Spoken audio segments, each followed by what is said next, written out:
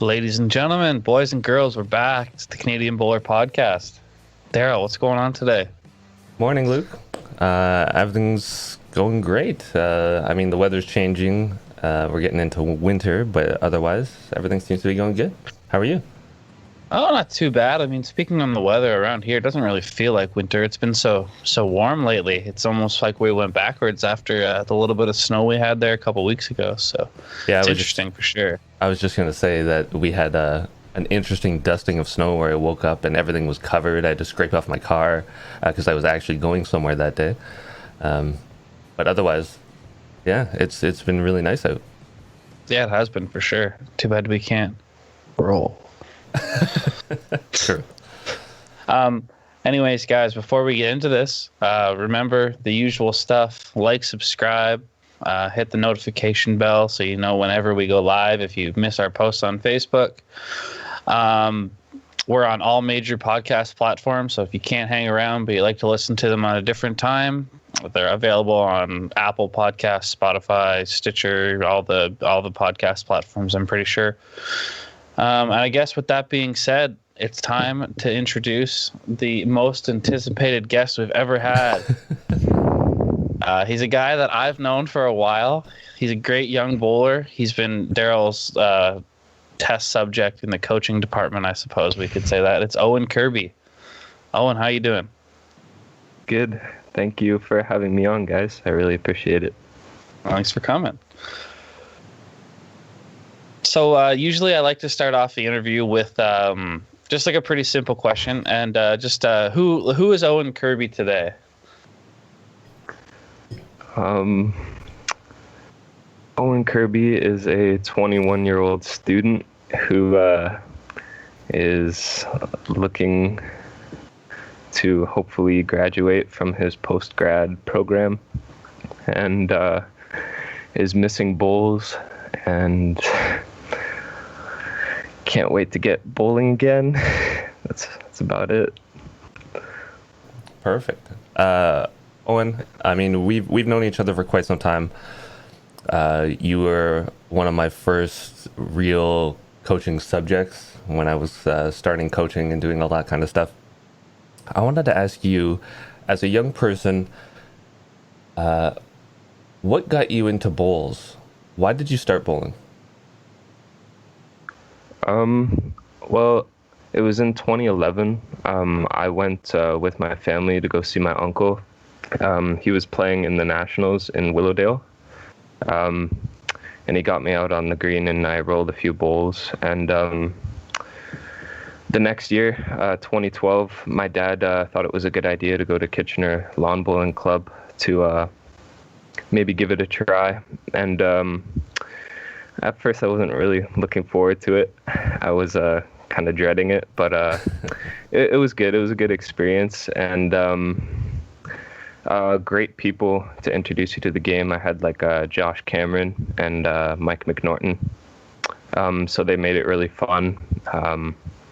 And they kept telling me I need to come back and convince my family to come and everything. So that made me keep coming back, and then they would take me out to tournaments with me and my dad. I think Josh Cameron took us out on our first tournament to Paris, Ontario. So, yeah, just a lot of people helping us get into the sport and giving us that push.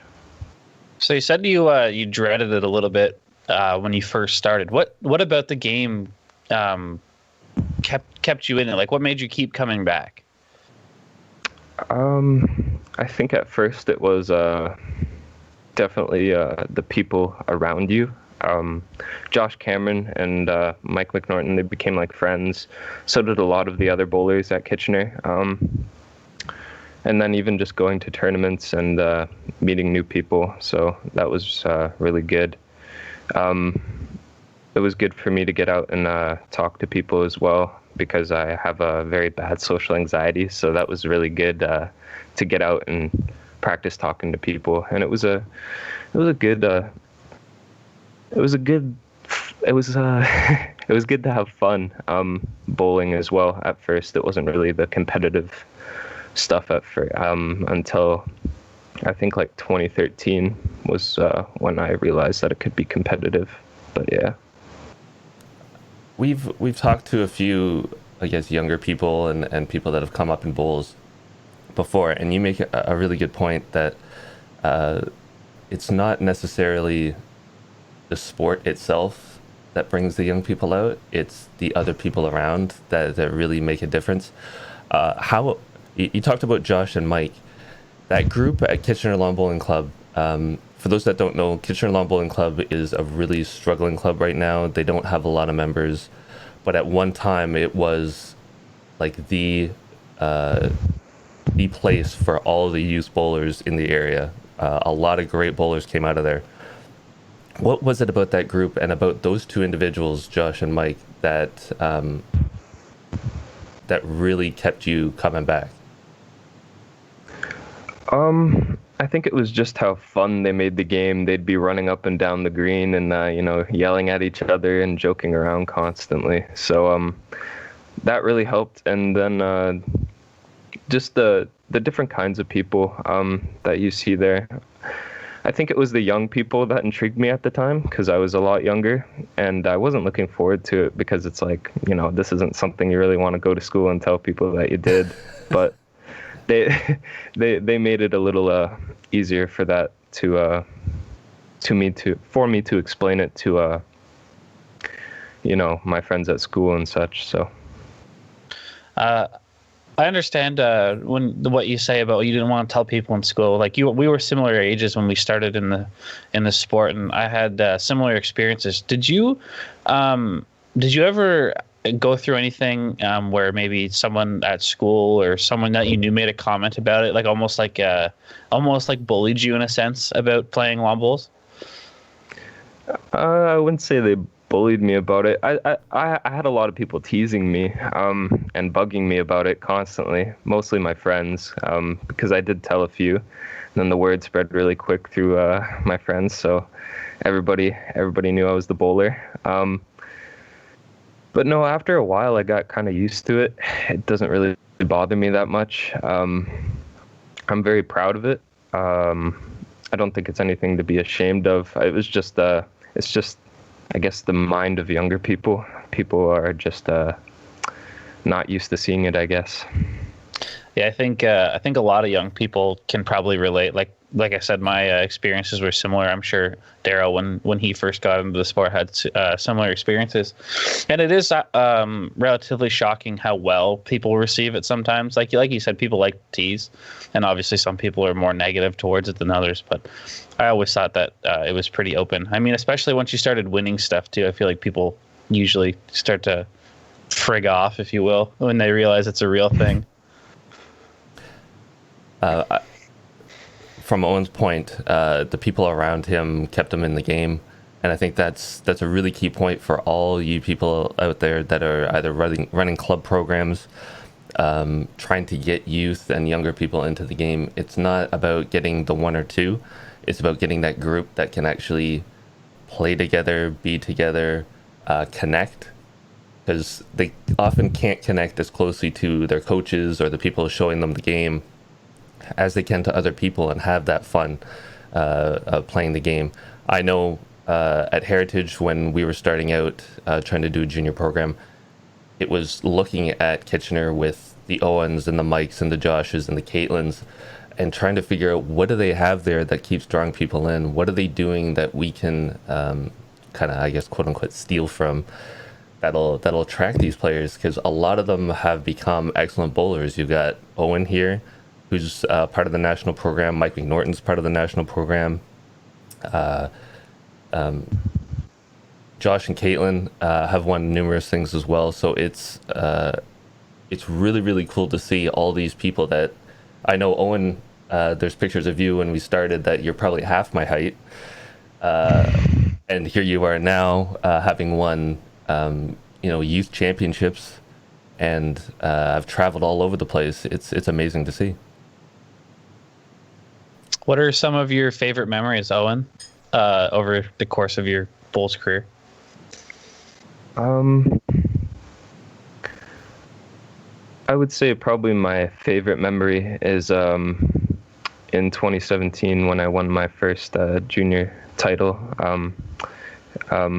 I had my coach Darryl there to present the trophy with me, to me, and that was just nice to hold it there with him and get a picture taken, and have him watch me play in a competition like this, because I think that was the first time he actually got to watch me play in a singles competition. I would always have to go home and try and explain everything and what happened and remember a ton of ends that I wanted to ask him questions about, but having him there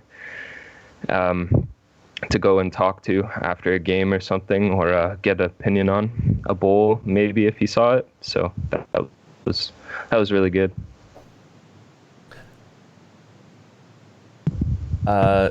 Speaking of that, how was it winning your first title? I know you had played in a number of competitions, had come pretty close a couple of times, and then to finally break through and get that big win. What was that feeling like?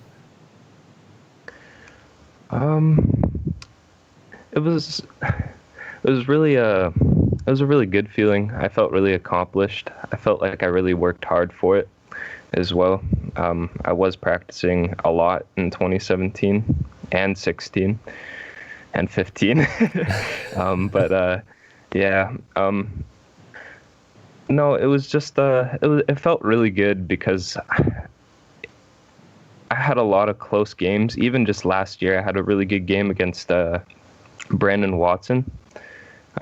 It was like we were just trading shot for shot, and he didn't want to miss once, and I was kind of hoping to capitalize on him missing one shot, but he just decided to keep making shots, and it kind of got on my nerves a little, but yeah, so it felt really good, especially after a lot of close calls. Yeah. I know I've been able to see you through the sport ever since you started. I've always been around. And Darryl and I have talked about it a lot. I was just curious on your thoughts on like the mental side of bowls as opposed to the physical side. I think the mental side of bowls is more important. I think you need to be in the right frame of mind and know what you're doing. I heard somewhere before, I heard someone talking about what's the difference between a great talent and a great player. And I thought that was just interesting to eavesdrop in and listen to. I don't remember who it was. I think it was a club bowler at Heritage. And but it was just interesting to listen to, because I do think you can have a great talent, but you need the knowledge of the game, and you need to understand teammates and have discipline to be a great player. So I do think it's mentality has more to do with it than the physical side. I don't think I could have said it better myself. That's an excellent way to put it, Owen. For you, how has the training side been? I know you said you trained 2015, 2016, and came really, really close a bunch of times, finally breaking through. And now you're in the national program. You've gone overseas. Has the training changed at all, or what are you doing? Not necessarily during the pandemic, but when you were actually training, what kind of stuff were you working on? I was working on it's all different. So like the early stages, I would say probably 2015, 2016, I was working on jack throwing because that was a real struggle of mine. I could not get the jack to where I wanted. And I think a really big thing I keep working on year after year is long jacks. I tend to keep going and playing short whenever I'm in any competition, whether that's fours or singles. So just breaking that habit and getting comfortable playing other lengths is really important. COVID kind of killed everything, so I'm not really doing any training right now, but I do roll bowls in my basement a little bit to keep my release form good. But yeah, training has been good.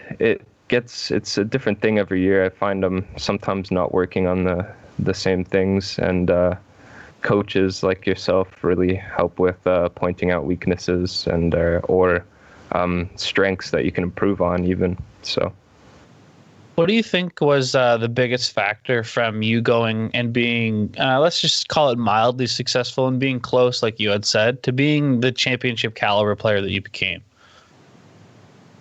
I think so. What got me there? Yeah, like what was the biggest factor that kind of got you over that hump? I think definitely Darryl and him pushing me and trying to, get me to have discipline and go out and try and be consistent. He would always preach consistency, especially when he first started coaching. That was a word I heard a lot, consistency, because I'd have a great game and then I'd, not be within 5 feet for like 3 ends. So it's like, whew. But yeah, definitely having a coach to push you and support from family, like my parents, my uncle, friends, friends in the bowling community and such. I know that everybody at Heritage and everybody at Kitchener and all those people around you speak very highly of you and talk about all the great stuff that you're doing. But you just talked about having, your dad and your uncle out there. What has your dad meant to you as far as your bowling career and where you are now? He's meant so much. He's been there every step of the way since I began, and I would almost say, he's the reason I went out to bowl. It was kind of supposed to be like a bonding experience. I didn't think it would turn into what it is today at all. But that was the main goal of going out, was to bond with him. So just having him in my corner in the back in 2017, clapping in the back, and I'd be like, "Oh, Dad, stop, go away, go over to the side." But yeah, he can be embarrassing at times, but he's a really good dad, and he really supports everything I do, and I really appreciate it. So, Shout out, Paul. So, Owen, you were talking about family and how that has brought you into the game. I just had a question on what has it been like playing with your dad? So I know he's been a support, been there in the background cheering you on and bringing you right through bowls. But what has it actually been like playing with him on the same team? It's been an experience. It's fun. It can be annoying at times playing with your father, especially when you guys butt heads about every single bowl.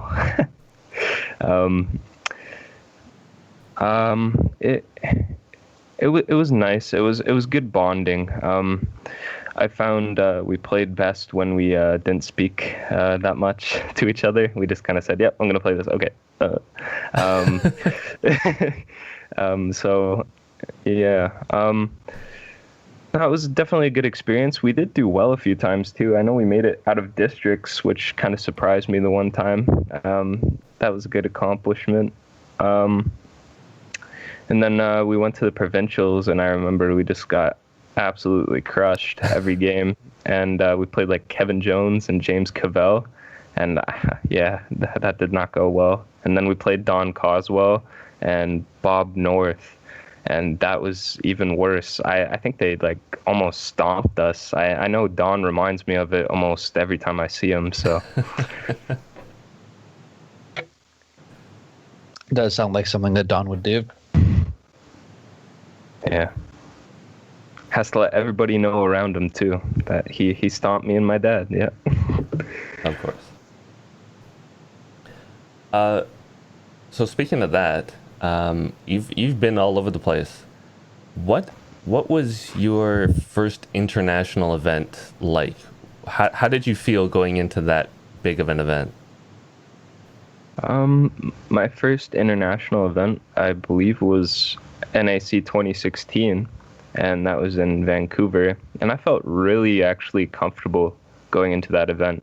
I thought I was going to be really anxious, but I actually felt really comfortable having people like you guys, and my dad was there as well, and just a lot of juniors and like bowlers that I'm really comfortable around.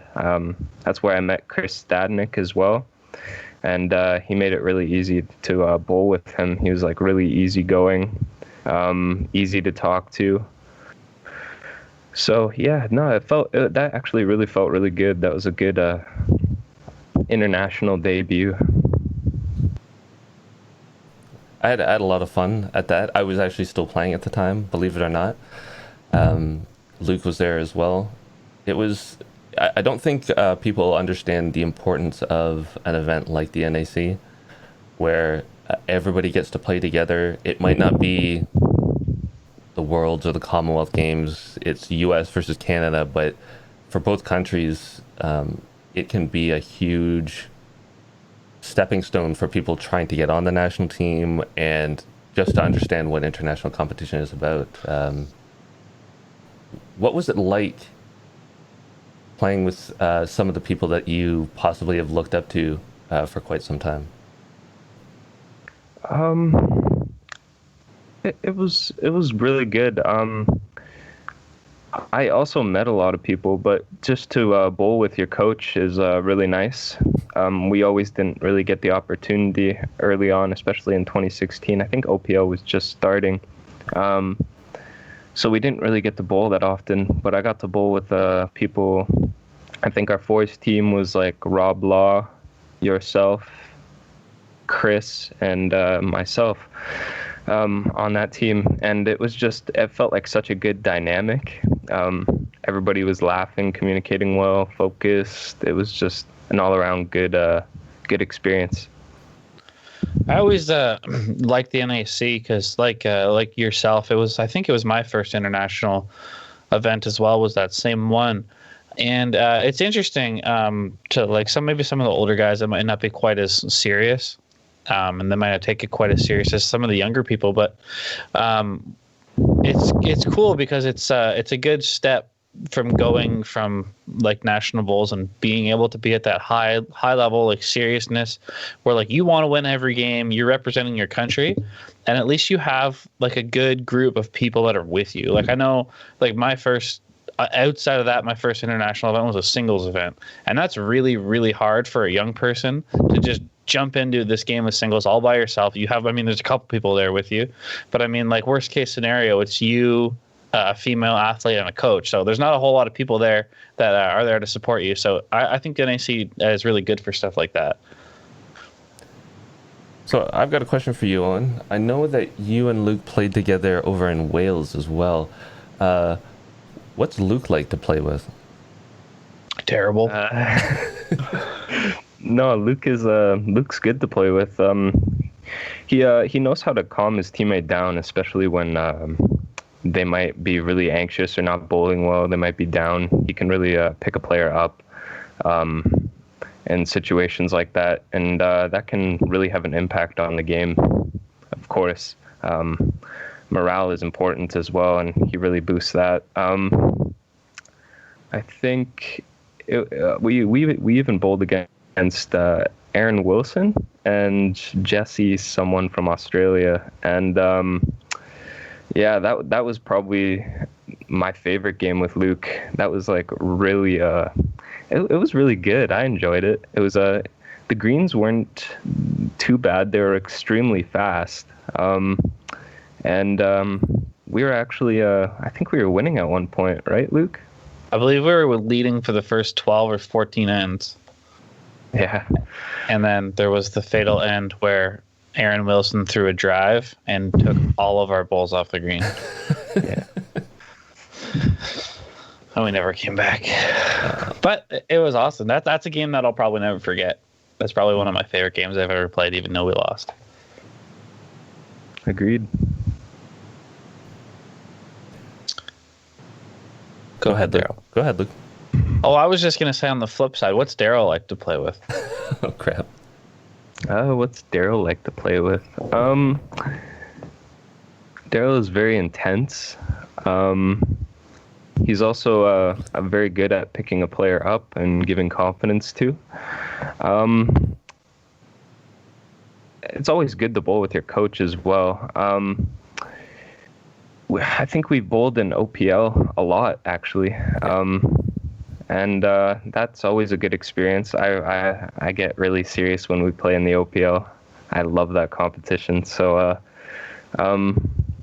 yeah, Darryl's always good to bowl with. And I think Darryl can bowl with almost anyone and be comfortable or make them comfortable as well. So, Shout out Darryl. So you just mentioned OPL a couple times. For those that don't know, OPL is the Ontario Premier League. It was started up by Ian Howard, who we've had on the show before, and Mike Bester, who's the brother of Ryan Bester. The OPL is kind of modeled after something like BPL, Bowls Premier League, over in Australia. We wanted to bring something to Canada to offer like inter-club, inter-team competition. And we started it up in Ontario, which is the province that we're from. So my question to you, Owen, is do you think, obviously you think OPL has been a good thing because you enjoy it. What has OPL offered you that isn't really out there right now in Canadian bowls? It offers you a different type of game. I believe it's like 8 ends. And just, it feels like you almost have like a starting lineup. You're choosing who plays who. There's a lot more thought that goes into it, like who plays against who, especially when you know the other team and who's on it and who usually plays what. I think it's a really good experience. You get around, you meet more people, and the Bowls is really competitive. I know we have 2 heritage teams now, and I like to call it the heritage versus heritage derby. 2 heritages battling it out. I don't think the other team really liked it. I kind of called them Heritage B and said we're Heritage A since we were formed first. So, but yeah, that gets really competitive. A little bit of trash talking. But yeah, I get really hyped up for those games just because the table format and stuff like that. So. So you play in a lot of tournaments and stuff. Oh, and I guess we asked this to everybody. What are you really missing that you didn't get to play this year that you were looking forward to? Definitely fours, provincial fours. I was really looking forward to that. I was gonna actually be in school during the summer, and I already made plans too with my professors and stuff to have availability during the fours, so that was a little bit of a letdown. Yeah, I was really looking forward to it, especially since that's probably one of my biggest letdowns was the one year that we came in 3rd. I was just totally devastated after that. But yeah, that's probably the one thing I was really looking forward to. So that big letdown, which obviously all 3 of us were part of, did that drive you to really want to work at it and get back there and I guess right that wrong, in lack of a better term? Of course. I wanted to go to my first nationals that isn't the juniors really badly, and yeah, it definitely made me have a drive, not just to beat the people that beat us, but to get first or second and qualify, preferably first, and qualify for the nationals and work hard. I was ready to train really hard for that as well. So, yeah. Life goes on, I suppose, Owen. We always have next year. Do you want to do some photos, Darryl? I don't have photos today. No photos today. No, I really wanted to chat with Owen and to get his perspective on stuff. Owen, you've been an awesome guest. Sorry for the little hiccup in between, and the fact that this is recorded and being posted. But we appreciate your patience. We appreciate you giving us your insight. we hope that you'll come back and be a guest again. And hopefully we can get you and a bunch of young people on the After Dark. I think that's something that'd be really excellent. I agree. You'll have to give us your list of top 5 people, and we can build the Owen Kirby cast. Ooh, top 5 people. Okay, I'll make sure I make that. Perfect. Luke, any more questions for Owen? I just wanted to say, actually, I guess this is I think we've talked to Rob about this in the past, and I am kind of curious because I never went through this other than with high school. What is it like trying to balance like your bowls? Because it's pretty time consuming in the summertime, and I know sometimes you have school going on around the same time. Like, what is it like to balance the two?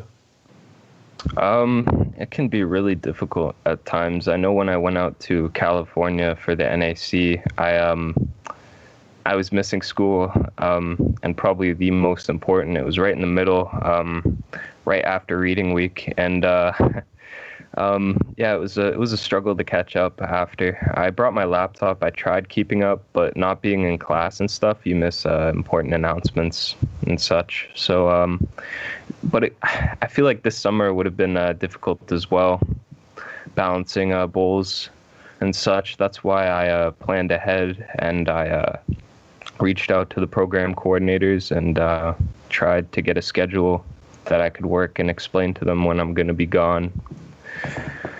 So yeah.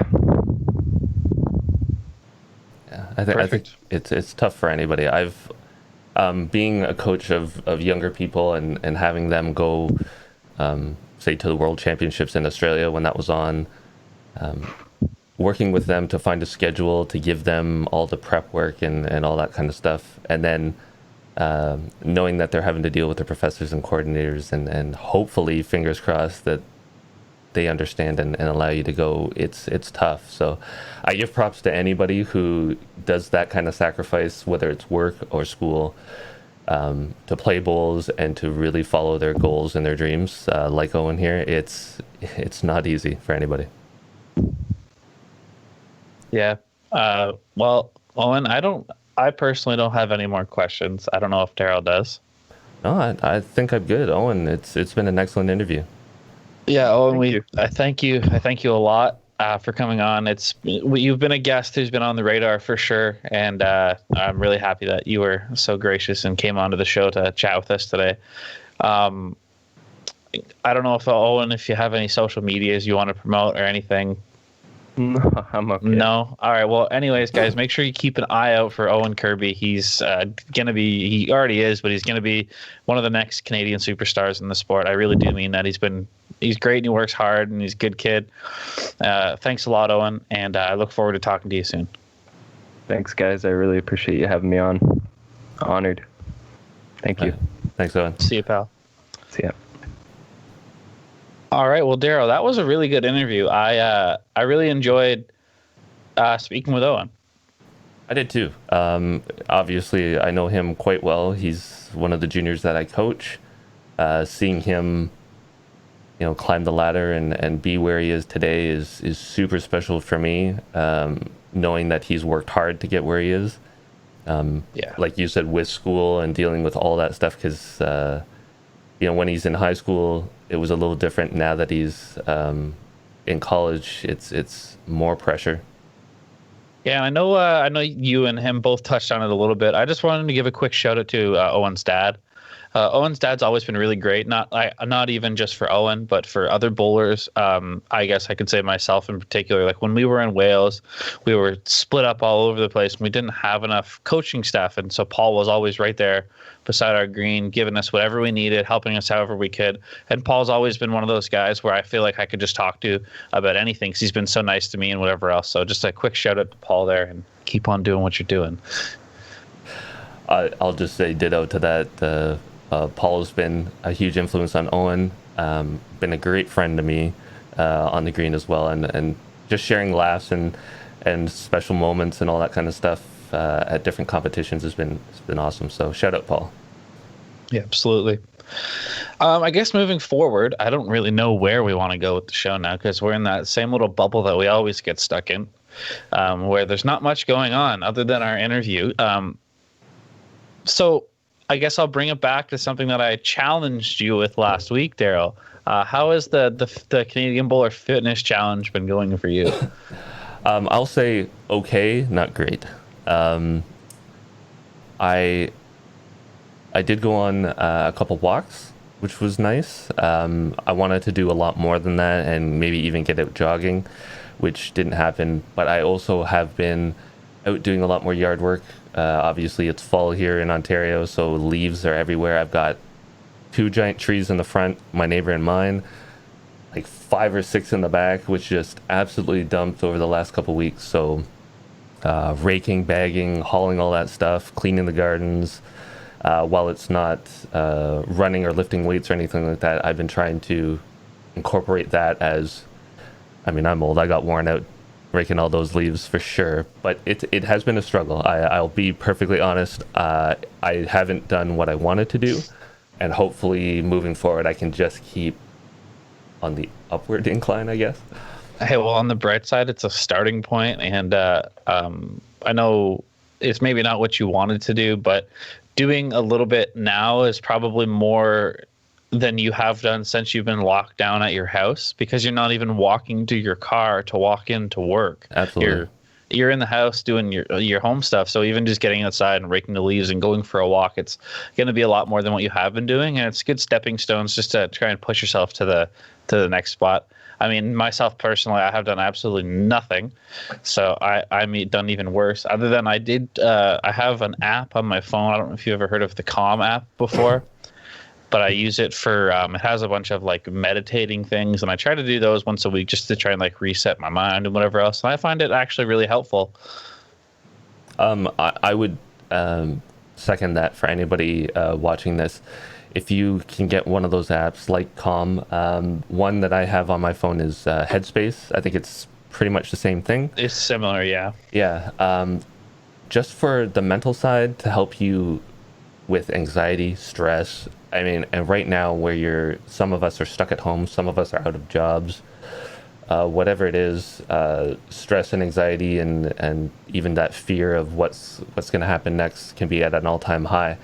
So using an app like that to just help center yourself, calm yourself down, do some meditation, whatever it is, I think it's extremely important right now. So really good point bringing that up. Yeah, and I always thought, like, people might think this too. I always thought it was kind of silly at first. I was like, meditating, that just seems like something for the guys hanging out in the Zen garden or something, right? And I had been hearing more and more things about it, listening to podcasts and just people I follow online. And I was like, well, I'll give it a shot. And the thing that I really like about the apps is that they have people who basically like teach you a lesson, and they talk to you, like it talks to you while you do it. So like you have like a step-by-step guide basically on what you need to do to get yourself into like the mindset. And I find it like really, really helpful. And I think it would help a lot of people. No, and I agree. So for everybody out there, Headspace, Calm, there's other apps I'm sure that are out there, but find something that works for you, that can help you. And I think both Luke and I will give the thumbs up to those kind of things where it does help, believe it or not. Yeah, absolutely. I wanted to ask you a question. We were talking with Owen about international competitions. You guys have been out together and separately to a lot of different things. For the people out there that either are looking to get on the national team and hit that level, or are looking to get a lot more competitive and hopefully in the future do stuff like US Open or some of the Aussie Open, let's say, where you can actually enter on your own and play at a pretty high level. What is it like playing in an event that big, something that's international, maybe World Bowls sanctioned, where you've got some of the top bowlers in there? It's different. It's almost, for me, it was almost surreal the first time I got to step out there. Like I've shared the story before, so I won't completely use it again. But it's interesting. It's hard. I found it really hard to think that it's no different than bowling at home against anybody. Because like I said, yes, the bowlers you're playing against are very good, but you're not bowling any different than you would be at home. And I found it really hard to just kind of forget about the other person and really focus on myself. But I mean, other than that, it's pretty incredible just getting to see what goes on and how serious some of the other countries are. Like when they show up with their 4 or 5 coaches and they got their earpieces and their clipboards, and it's pretty insane. I mean, I guess you've seen it on even larger levels with the world, like the World Bowls Championships and the Commonwealth Games. But yeah, it's just different. I think that's the only way I can describe it. Yeah. For me, I've done more stuff on the coaching side than on the athlete side. But I know on the coaching side, for anybody looking to coach and wanting to get up there in coaching, it's the intensity of it ramps up. So where I would be coaching someone at a provincial level or a national level here, while there is a lot of planning that goes into it, it doesn't feel as intense, even though it is a major competition. It's Canadian. You might know the people. You might know the area, all that kind of stuff. Traveling to another country, being set to a schedule in maybe a hotel or an Airbnb, doing all the planning, getting training sessions, knowing when you're going to be on the green, making sure you're prepared to go into every game and not just showing up, throwing your bowls on and getting on the green.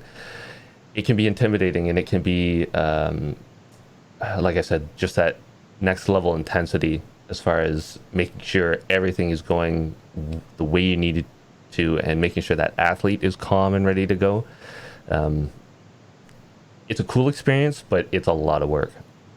Yeah, and I think it really goes to show you, like when, I guess, being an athlete or a coach, just some of the small decisions that you really got to think about that matter a little bit more than when you're at home.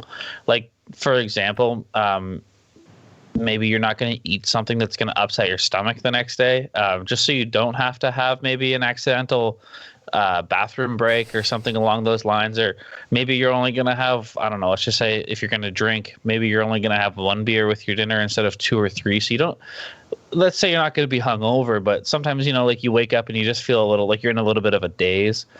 So you can eliminate that. So you're ready to go first thing in the morning. Just small things like that, I think, really do go a long way when you're trying to compete at the highest level and just be the best you can every single day. Yeah, I think it's important to say, I mean, you made good points. I mean, you're not going to go out and binge drink, and you're not going to go out and maybe order like the hottest wings imaginable and just gorge yourself on that, getting ready for the next day. But a really important thing to think about is routine. We talk about routines in bowls all the time. Your pre-delivery routine to get yourself set up to deliver. Your delivery routine to make sure it's consistent and the same every time.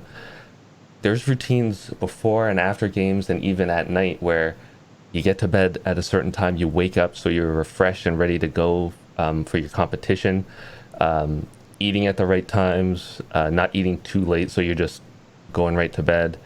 The drinking, the foods you choose, what you do in the morning to wake yourself up and get going. There's so much that goes into it, and if you can keep that routine and make it as easy as possible for you, say, this is when I do this is when I go to bed, this is when I wake up, it can help take that edge off of everything that you do, where maybe in your day-to-day life you find that you're going to competitions, you're a little tired, or you're a little off. Hopefully it takes that off and you can actually perform at your best. Yeah, and I think a little bit of a hurdle that some of the Canadian players maybe deal with going and having issues getting into that, as opposed to like some of the other countries where there's more funding and whatnot. It's just so a lot of guys or women, whoever, they use all of their holiday time towards bowls. So I feel like some of the things that make it tough is because you almost have to decide whether you're going to treat this as the event and solely the event, or if it's going to be the event plus your vacation for the year, because you've sunk everything you have into the event. And I know I've dealt with it myself. It's like you get to go and you have no time to do anything, and then you kind of have to make a choice. Are you going to spend your free time doing something that's probably less productive or more productive? And I think that's always just been an interesting dynamic, just with how it works for us here in Canada. No, I think you're 100% correct. Canadian bowlers, we don't get what do I want to say, exposed to everything here, and understand all the stuff that goes into high level bowls necessarily. When you're in your province, you're in your own little area. So one of the things we want to do here is kind of expose people to that and give stories about what people do, and a little bit of context to, what are people going through during competition, what's happening now as far as planning and everything else. It's a totally different world once you get into it. Yeah, I couldn't agree more, Darryl. It really is. It's just so much different, and it's like you said. It's just you got to make some choices, and I guess that's really all it comes down to. It does, and I can raise my hand and say I am 100% guilty of all my vacation time going into bowls, whether it's traveling for an international competition, which could be 2-3 weeks because I need travel time before and travel time after, and possibly jet lag time. Then going into competitions where I want to play with people and go to nationals if I can, and then having some fun. Like I want some free time to go to things like WOBA or weekend tournaments at my club, just to have fun and relax and just play bowls for the love of it and the fun of it. It eats up vacation time so fast. I think that's a big part of it. Like for myself, that made it so hard is like you have family and friends who want to do stuff outside of the sport. Like I have a girlfriend, you have a wife, and maybe like it's expensive to fly to Australia or fly to these events, and maybe they don't really care. Like they'll support you in the sport of bowls, but why do they want to go and watch you for a week and a half or 2 weeks, and stuff like that? And I know I've heard some things. I don't want to name names because there's no point, but it's like you have to fly a week early to practice. It's like, well, maybe like I spent all this money to be here because unfortunately the funding's not there. I dumped all of my vacation time on this. I don't want to practice for 5 days or 7 days before. Why can't I go do my own thing? I flew across the country and I spent all this money. Why do I have to do what you want me to do for every single day? And like I said, I completely understand both sides of the coin because I've been there, I've done that, but it's just it's an interesting hurdle that someone who hasn't been there definitely has to deal with on their first time. Absolutely. It's a tough choice. You have to make sacrifices, and I know everybody in here, and I'm like, I can say I've made sacrifices, but I know tons of people, whether it's on the admin side, like managers and coaches, or the player side, make those sacrifices, and it's a choice you have to make. It's not forced on you. If you want to compete and you want to try to make it, we do set expectations that, hey, if we're going to send you out to this, you need to do X, Y, and Z. But for those that are winning stuff and going over based on their wins and their own input, it can be a tough choice. You're going to a new place, you've never seen it, you want to go tour and see all these great things. Some people, when they go, they don't have the time. Yeah, and like when I went to Australia, I was lucky enough to get to go. I went for 3 weeks instead of the 2 or the 1 that you're supposed to go for. So I gave myself that extra week. But then at the same time, I had to take an unpaid week off work to go and spend time there. And unfortunately, I'm with my uncle, and he had some health issues, so we didn't even get to do anything. But I mean, yeah, it's just it's tough. It's really tough. It is. So all for everybody out there wanting to get into really competitive bowls in Canada, to get on the national team or whatever, realize that it is a different world. There is expectations that are placed onto you, whether it's time commitments, money commitments. If you really want to go places, you're going to have to spend some money because the sport doesn't have an unlimited amount of funds to do everything it wants to do. And just know that training, practice, travel, all that kind of stuff, it can take its toll on you, and not everybody can do it. It's not for everybody. Whether you're a really good bowler or not, there's that whole other side that can be make it or break it point for people that want to play. Yes, absolutely. I couldn't agree more. So Luke, anything else you want to chat about today? No, I think I'm happy to wrap it up there. Obviously, I'd like to go for a little bit longer, but I don't think I have much going on today. I wanted to apologize again for the technical issues. Hey, really do appreciate you guys coming back every week. I promise we've done everything. Darryl has done everything possible to make this not be an issue. And we've troubleshooted and we've had countless conversations on what the heck we should do. And we haven't really come up with a solution. Darryl's had techs out of his house 2 times a week for a month trying to figure out what's going on. And we haven't quite got to the solution yet, but hopefully soon. Like we said, guys, thanks very much for always coming back. Hopefully these issues go away. But please remember to like, subscribe, share, all the fun stuff that we preach every week. Hit the notification bell in case you missed the teasers on Facebook. I'm not sure when the next After Dark will be going live. I know there is one being recorded offline shortly. I don't want to give any days away because I don't know. I don't know the exact date. We will be back in 2 weeks' time to record this show for sure. Hopefully with another great guest like we had Owen Kirby today. And thanks a lot to my co-host Darryl for showing up and doing everything you do. And I guess until next time, guys, I hope all of your shots are touchers.